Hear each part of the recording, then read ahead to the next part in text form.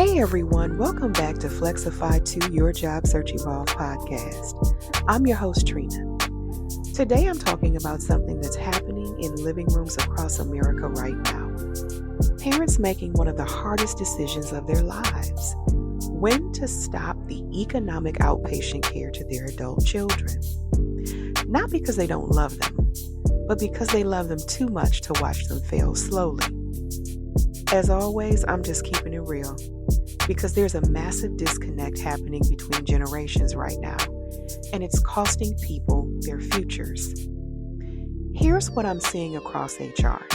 There's a fundamental mismatch in how different generations think about money, stability, and the future. Gen Z and Millennials, many of you are thinking about next weekend.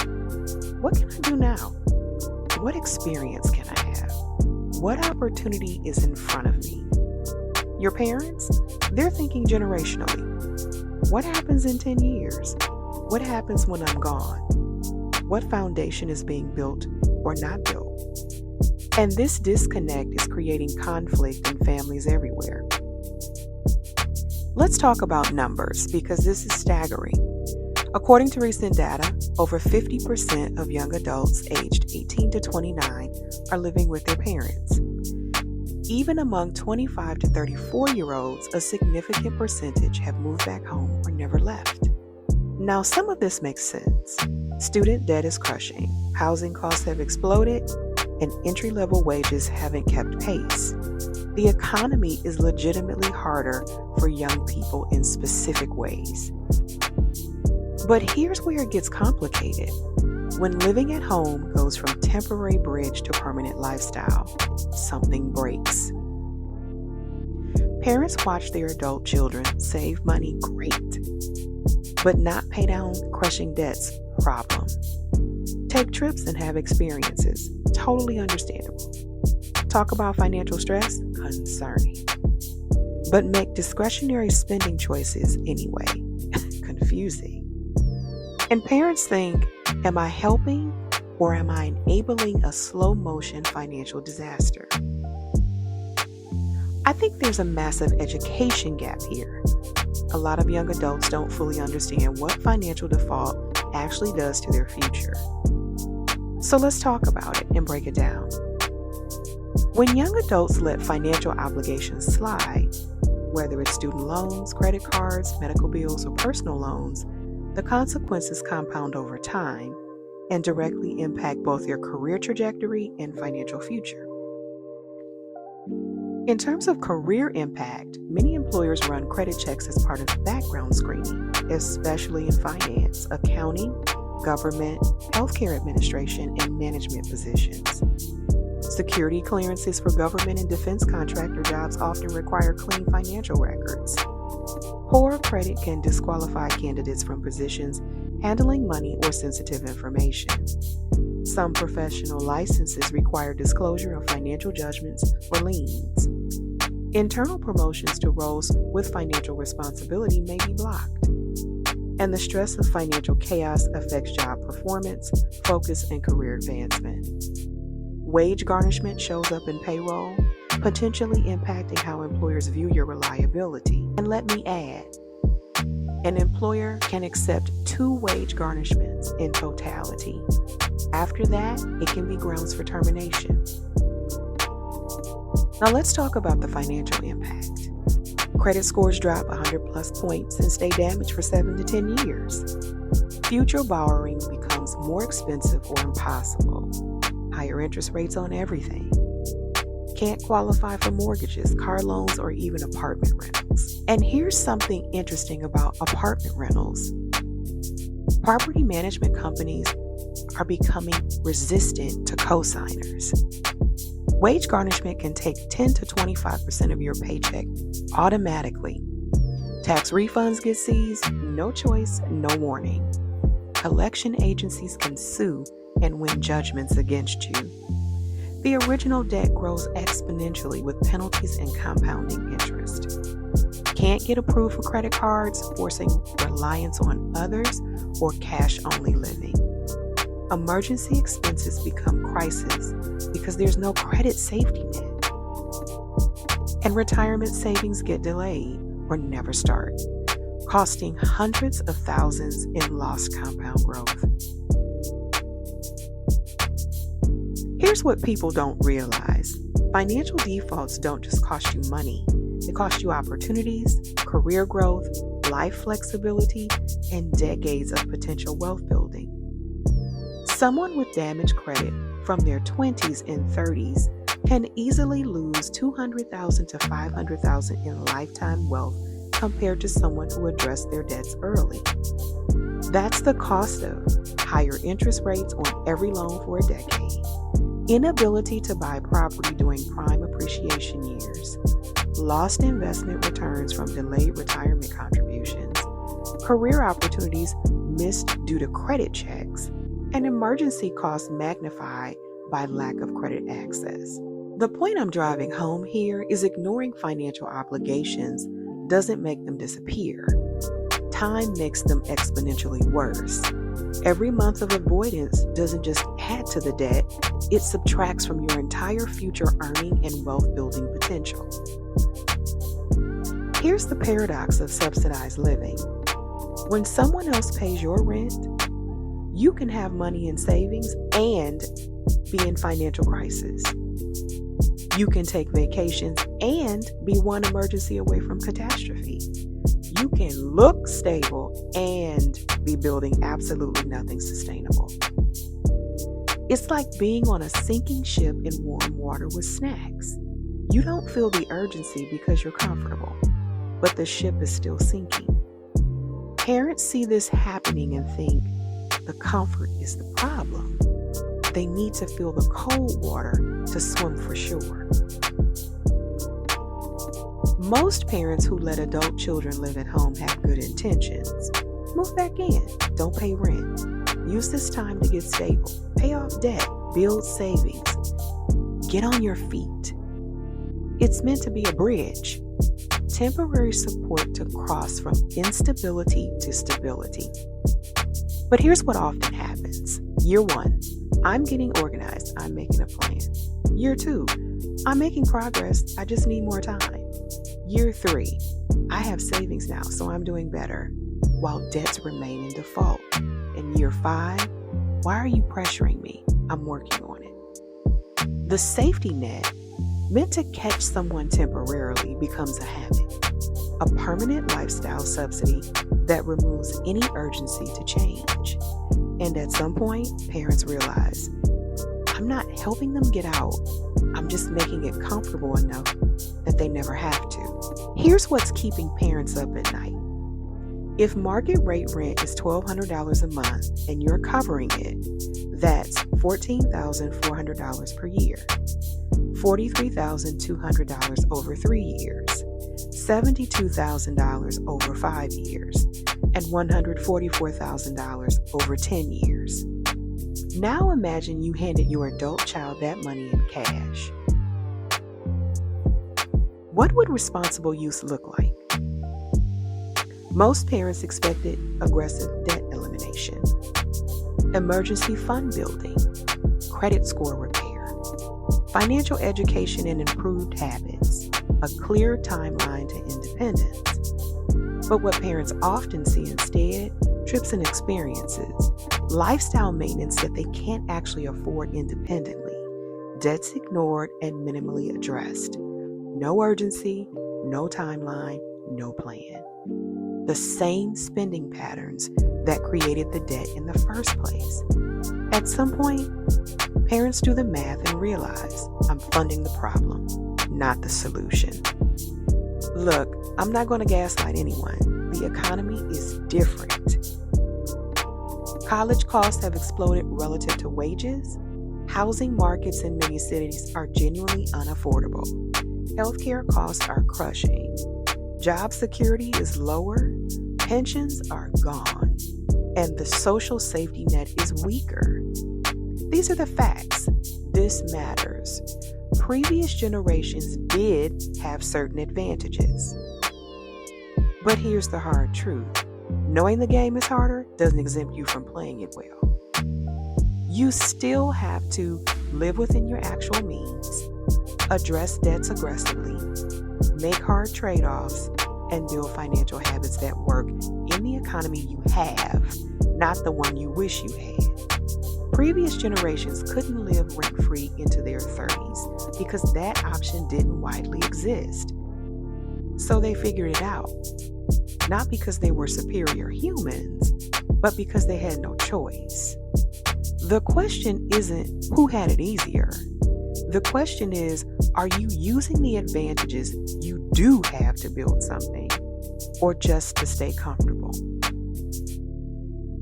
Let me tell you about the most dangerous phrase in personal finance. I'll start next month.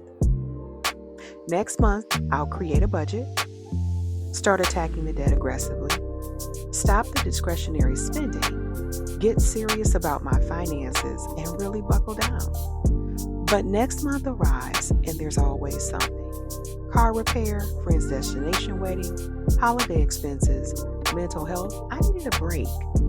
Once in a lifetime opportunity, job stress. I deserve this. There is always a reason, always something more immediate than those anxiety-inducing debts sitting in default. And meanwhile, compound interest is doing its thing. Collection calls are escalating, credit scores are dropping, and opportunities are closing. The next month trap can steal decades of your life. Let's be very clear about what tough love is and isn't, because this gets misunderstood. Tough love is not punishment for past mistakes. It's not emotional manipulation or guilt trips. It's not abandonment or cutting someone off with no warning. And it's not cruelty disguised as concern. Tough love is. The subsidy ends December 1st. You have time to prepare. Tough love is I love you too much to keep enabling patterns that will destroy your future. Tough love is you're capable of far more than you're showing right now.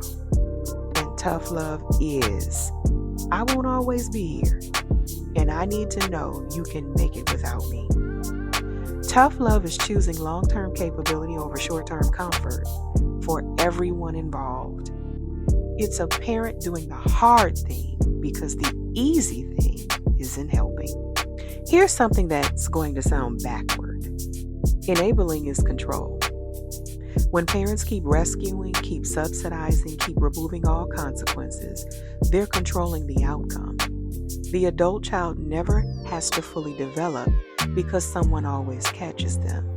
They never discover their own capability because they never have to. Accountability is freedom. When parents step back and say, you handle this, they're giving their adult child the dignity of authentic self-determination. Success or failure becomes real, not artificial. Growth becomes possible because struggle becomes unavoidable. You can't demand adult autonomy while living a lifestyle funded by your parents. That's not independence, it's dependence with resentment attached. For Gen Z and Millennials, if you're living subsidized right now and you're feeling defensive about it, I want you to sit with these questions honestly. If your parent died tomorrow, could you maintain your current lifestyle? If the answer is no, you're not stable. You're dependent. And that dependency has an expiration date you can't control. Are you using this gift to build a foundation or to fund a lifestyle? Be brutally honest with yourself. Is the rent-free living going toward eliminating debt and building real savings? Or is it allowing you to take trips, have experiences, and maintain a standard of living you can't actually afford independently? What does your parents see that you're not seeing? They have perspective you lack. They've watched your patterns over time. They've seen how I'll handle it next month has played out for years. And they know these stories tend to end. Would you give your future child this same arrangement? Imagine you have a 30-year-old child living rent-free. They have defaulted debts. They're saving money but also taking trips. They promise they're working on it. Would you call that success? Would you continue subsidizing it indefinitely? And what are you actually afraid of? Often, resistance to boundaries comes from fear. Fear of failure, fear of discomfort, fear of actually having to radically change your lifestyle, and fear of discovering you can't actually afford the life you're living. The fear is data. It's telling you something needs to change. Now, for parents, if you're a parent wrestling with the decision to implement tough love boundaries, here's what I can tell you. You're not abandoning your child, you're launching them. It feels terrible. From the outside, it looks like cruelty. Your child might be angry. They might accuse you of choosing money over relationship. And they might compare you unfavorably to other parents who actually support their kids. But consider what's actually loving. Is it loving to continue subsidizing a lifestyle they can't maintain alone? Is it loving to allow debt to compound while they avoid it comfortably?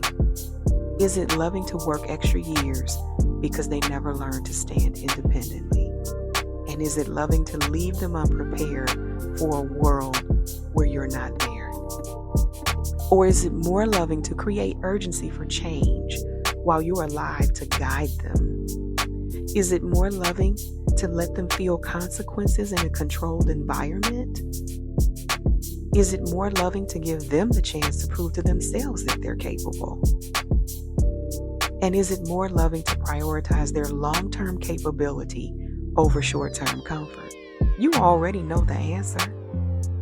The hardest part is staying firm when they're angry, when they paint you as the villain, and when they tell you other parents would never do this. Remember, support and subsidy are not the same thing. You're supporting them by refusing to enable their decline. There's an action plan for change. And I'm not saying that any parent has a blueprint or that I'm able to give you one either, because each child is an individual and each parent raising them is an individual and has their own thoughts. Whether you're their parent implementing boundaries or the adult child ready to step up, here's some general framework.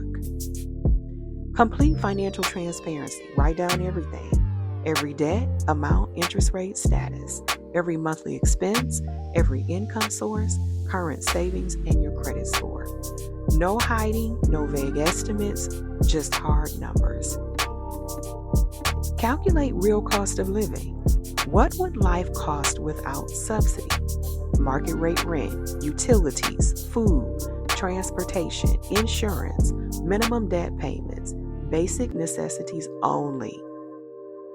That's your baseline reality. And then look at income versus a reality check.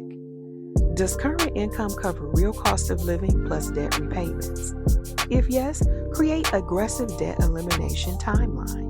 If no, something's got to change. Income up or expenses down? It's probably both.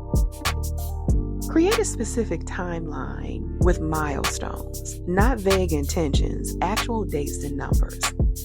By date X, I will have X saved for move-out costs. By date X, I will have specified debt paid off. By date X, I will be living independently. And by date X, my credit score will be above. And have a target number in mind. Build an accountability structure. Weekly or bi-weekly check-ins. Share budget tracking, if it's appropriate. Written progress reports. Consequences for missed milestones, and support for legitimate setbacks. You'll mess up. That's part of learning.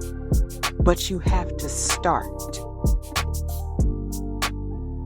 If you're in this dynamic, parent or child, you need one honest conversation. And here's how. As the parent, I love you and I want you to succeed long term. I'm seeing patterns that worry me about your future.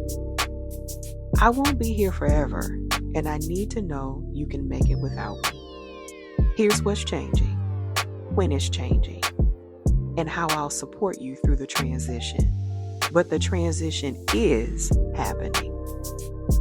As the adult child, I hear you. I'm scared, but I understand why this matters. And can we create this specific plan together? What does success look like to you? And how can I show you I'm taking this seriously? Both the parent and the adult child commit to complete honesty about finances. They create specific measurable milestones together.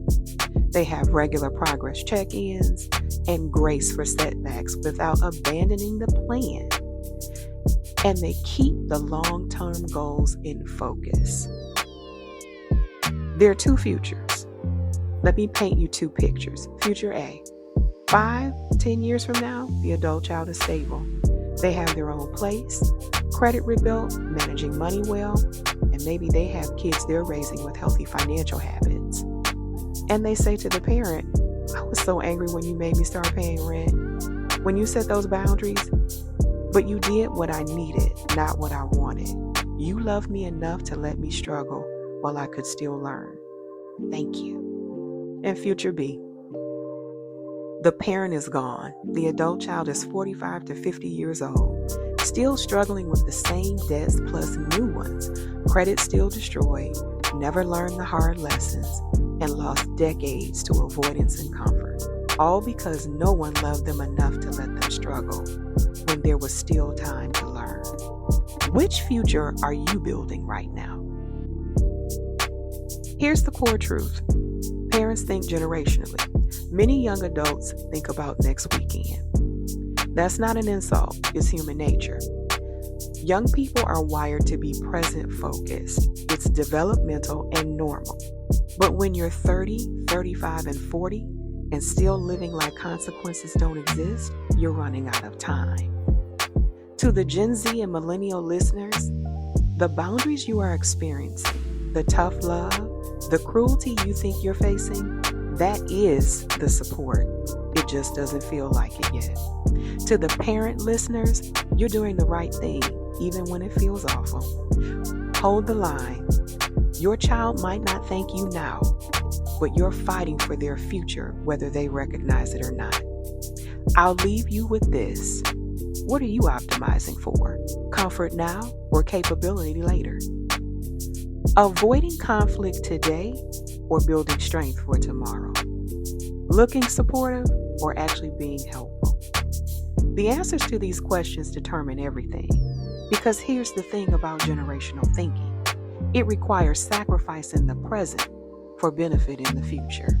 It requires doing the hard things now so easier things are possible later. Weekend thinking is the opposite. Comfort now, deal with the consequences later. One builds, one erodes. Which are you choosing? That's all for today. If this hits home, share it. Have the hard conversation, make the difficult plan, and do the uncomfortable work. Because easy now means hard later, and hard now means easier later. The math doesn't care about your feelings, but your future self will care about your choices. This is your host, Trina. Until our next podcast, I wish you peace, love, and paychecks. Choose wisely.